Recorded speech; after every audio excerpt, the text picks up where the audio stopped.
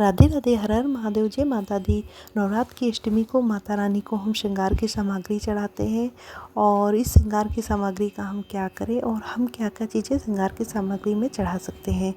तो आपको जो है एक इत्र ज़रूर चढ़ाना है, क्योंकि माता रानी जो होती हैं उन्हें इत्र बहुत पसंद होता है। तो आप इत्र चढ़ाइए और सिंदूर की डिब्बी ले लीजिए। तो एक छोटी डिब्बी आती है सिंदूर की, वो बहुत प्यारी भी लगती है, तो वो सिंदूर डिब्बी ले लीजिए। और 14 चूड़ी ले लीजिए। एक आलता ले लीजिए, सूखा या गीला जिस तरीके का आपको मार्केट में मिल जाए तो आप वो आलता ले लीजिए। और नेल पॉलिश जो लाल रंग की ही आपको चढ़ानी है। और ये बालों में लगाने वाली ये रबड़ होती है, तो वो ले लीजिए आप।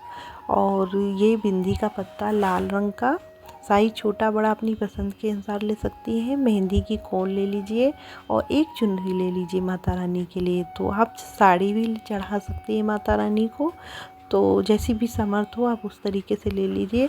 और ये श्रृंगार सामग्री कम से कम ही है। वैसे तो लोग बिछिया और साड़ी और काजल, लिपस्टिक, क्रीम, बहुत सी चीज़ें, कंघी, शीशा, बहुत सी चीज़ें ऐसी होती हैं जो मतलब माता रानी को अर्पित की जाती हैं। लेकिन मैंने जो है कम से कम चीज़ें ही दिखाई हैं कि आप इतनी भी चीज़ चढ़ा सकती हैं। ये 9 चीज़ें हैं, आप चाहे तो 7 चीज़ें भी चढ़ा सकती हैं, 5 भी चढ़ा सकती हैं। तो जैसी आपकी शक्ति सामर्थ्य हो आप उसी के अनुसार कम ज़्यादा भी चढ़ा सकती हैं। हाँ, लेकिन एक बात का आपको विशेष ध्यान रखना है कि जो भी सामग्री चढ़ाएं तो जो खुद ही यूज कर सकती हैं वही चढ़ाई। आजकल मार्केट में नहीं 10 रुपए की 25 रुपए की पुड़िया मिल जाती है और लोग चढ़ा देते हैं।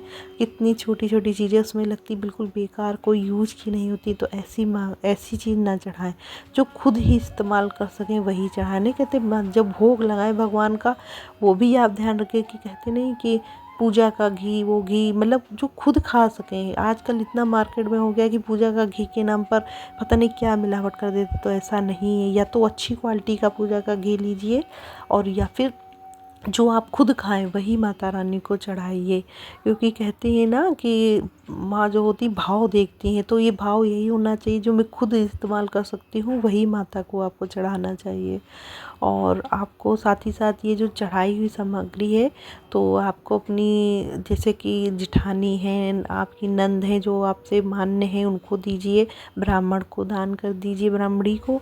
और या फिर आपकी पड़ोस में सखी सहेली हो, जिनकी जो आपकी महिला मित्र हो, उनको भी आप दान कर सकते। हाँ, और एक चीज़ का आपको विशेष ध्यान रखना है कि सभी चीज़ें आप मत दान कीजिए, क्योंकि माता का प्रसाद है, खुद भी इस्तेमाल करिए। जैसे चूड़ी हैं, 14 चूड़ी चढ़ाई तो 2-2 चूड़ी करके आप बांट दीजिए। जैसे रबड़ है बांट दीजिए। बिंदी पत्ता एक एक लगा के, जैसे कागज़ में एक बिंदी लगा के दान कर दिया, तो इस तरीके की दान कीजिए। एकदम से पूरा सामान मत दान कीजिए, खुद भी इस्तेमाल कीजिए, जिससे कि आपके सुहाग में वृद्धि होगी। और अष्टमी को हम सुहाग इसलिए चढ़ाते हैं कि महागौरी का दिन होता है। इस दिन चढ़ाने से हमारे सुहाग में वृद्धि होती है। पति पत्नी के बीच जो लड़ाई झगड़े हों वो शांत होते हैं और मधुर संबंध बना रहता है। तो इसलिए हमको अष्टमी को ज़रूर ही सुहाग का सामान दान करना चाहिए, चढ़ाना चाहिए माता रानी को। और साथ ही साथ आप उस दिन एक नारियल का गोला ज़रूर चढ़ाइए, इससे संतान में वृद्धि होती है।